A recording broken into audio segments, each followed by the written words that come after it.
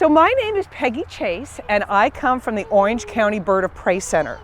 Today we're going to talk a little bit about birds of prey in general, and then I obviously have some for you guys to see up close and personal, okay? That sound good? Yeah. All right.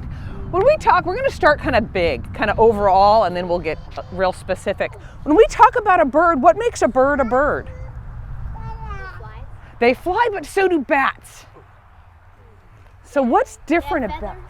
Absolutely. But you're right, birds have feathers. They're the only animals to have feathers. Now the birds that we work with are very specialized birds. They're birds of prey or raptors.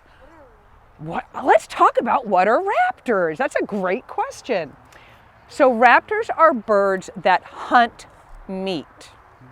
So we're talking about raptors. Raptors are birds that hunt other animals. So to do that, what do they have that's special about them? Let's start with how they find their food. How do they find their food? Their eyes. Some have excellent eyesight. What else?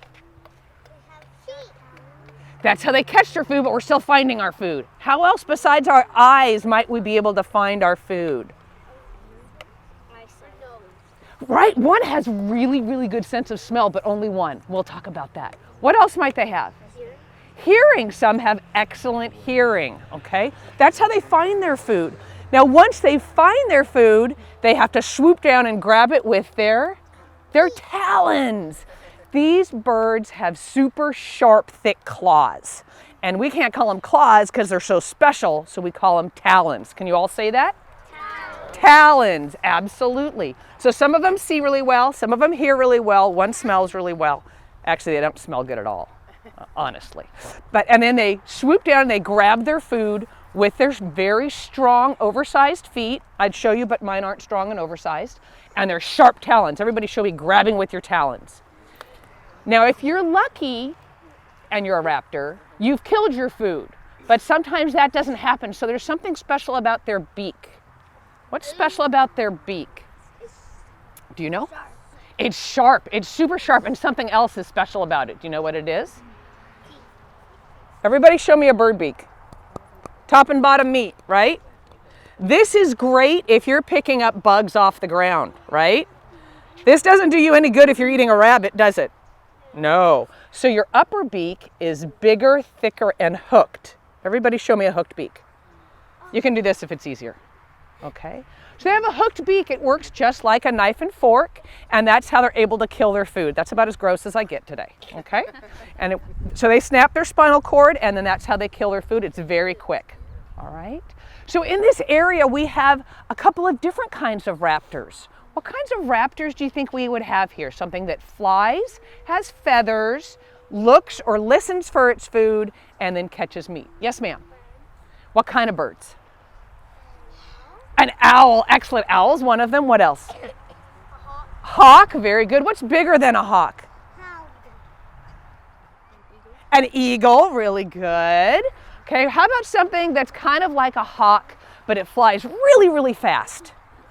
Do you know? A falcon, very good. And then the one that smells, that uses its sense of smell to find its food. We see them a lot during the day. There's usually a group of them. Vultures, absolutely. Vultures, close enough. Okay. So those are the 5 types. And we've actually learned through DNA testing that vultures really aren't related to the rest of the raptors. They're actually more closely related to storks, believe it or not. Now, all of these animals are protected by both state and federal law. You can't have them as pets. You're not allowed to damage them. You're not allowed to kill them. Accidents happen, okay? And you're not allowed to damage their nests while their nests are active. That means you can't trim trees if there's an active bird nest in it, okay? And that we actually have birds that have come from where tree trimmers accidentally cut the branch off and the nest was in there, and so then we had to raise the young, okay? So we have 2 birds that are here today. Now, usually what we do is we get the birds in for whatever reason. They've been hit by a car, they've had ingested poison, they've any kind of issue. We get them well and we let them go back into the wild. That's what we love to do. Oh, somebody knows their hawks.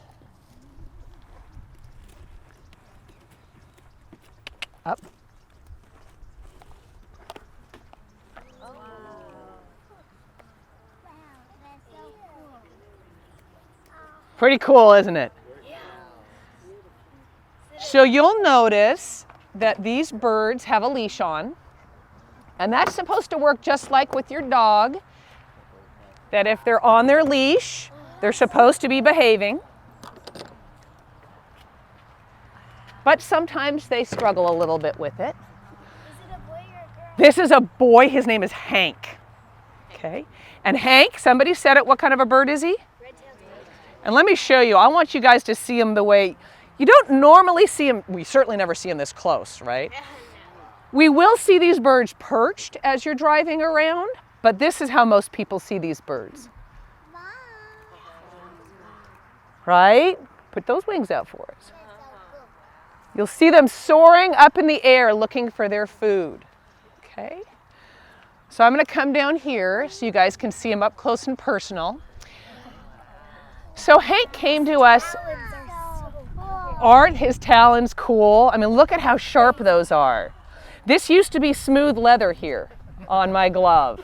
Okay? And I wear the glove not only to protect my hand, but to give him something to hold on to.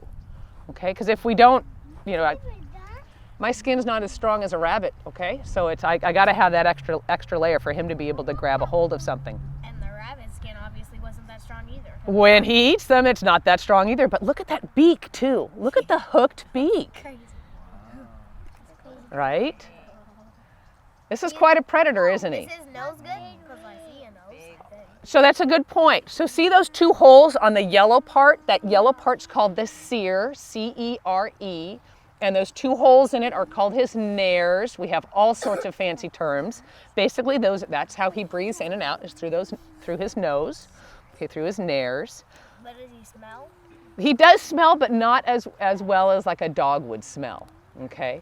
They don't, in fact, they don't even have as good a sense of smell as we do, all right? His head almost went all the way around. And remind me to talk about that with the owl, okay? It's pretty cool.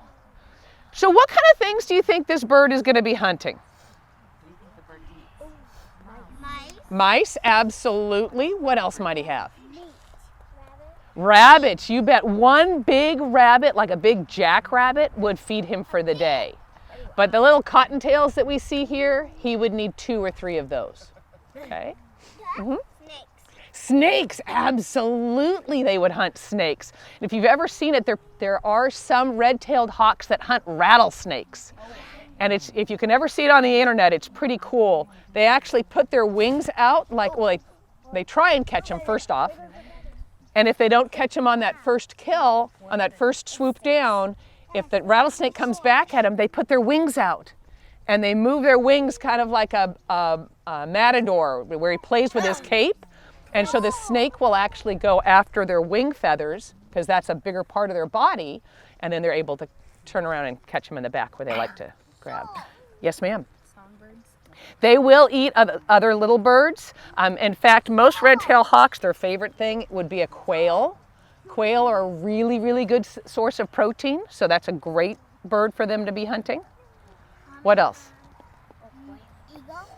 An eagle would be too big. So think about this. When you're thinking about what a bird is going to be hunting, generally, now there's always exceptions, but generally they're going to hunt something that, one, is big enough to make it worth their energy to hunt, but not something that's so big they can't carry it away.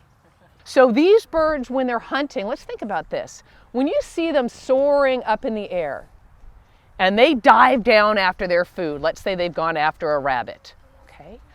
They're only successful 1 out of every 4 or 5 times that they dive down after that food.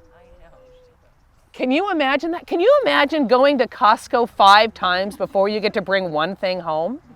That's a lot of work, isn't it? Uh-huh. You're right. Did you say fish? You did. They will go after fish in very shallow water, but their feet aren't designed for catching fish, but they will get some. What else? Bugs. You know, most people don't like to think about it, but they eat a lot of hard-bodied insects. You're right, like grasshoppers and beetles and those kind of things. Very smart of you. You should become a scientist someday. So what you're seeing when the crows are going after them, it's called mobbing. And it actually is something I get a little worried about when we do talk outside because we have been mobbed a number of times. It's not any fun at all. Basically what's happening when you're seeing the crows mob the red-tailed hawks is they don't want a red-tailed hawk in their neighborhood. So they're getting all their buddies together to kick the guy out who just moved in. Okay. You'll see that behavior also. Mockingbirds will mob crows, and crows will go after the mockingbird eggs, but they don't go after the eggs. But this is a predator to them in their minds, and so they do go after them. So these, see how they splay out, how his tail goes really wide? He uses that actually for his lift when he's flying, when they're soaring. And the other thing that they use when they're soaring, let me see if you can see them. When they're, see right at the edge, the ends of their wings, see how their feathers are really wide right there? Fly away. No, he's just stretching a little bit and making sure I have his leash on correctly. Did I do my job right this morning? But do you see how these are kind of like fingers? When they're soaring, they'll just barely move the ends of their wings and their tail so that they can keep catching the wind without having the air currents, without having to exercise very hard. And the other thing that's really fun about the red-tailed hawk, there's two things I want to share with you. Not all red-tailed hawks have red tails. Oh, wow. Not funny? So when they're young, they don't have red tails. They don't get their red tail till they're about 3 years old. And there is actually a kind of red-tailed hawk in the South that never gets a red tail. Any other questions about Hank? What do we feed them? That's a great question. So it's very expensive to feed these birds because all they eat is meat. So we feed them day-old chicks. Ooh, he loves that breeze. He's showing off for you. We feed them day-old chicks. The hatcheries that we have all over the U.S. Only really want hens to lay eggs for us to have our breakfast. So they do kill off all the cockerels, which are the male chicks, and it's a cheap source of protein for us. So they come to us packed in dry ice. This is another very good sign right there. That's called rousing. It means he's very content and very happy. And what it does is it puts all of his feathers back where they belong. Okay? But he only does it if he's comfortable.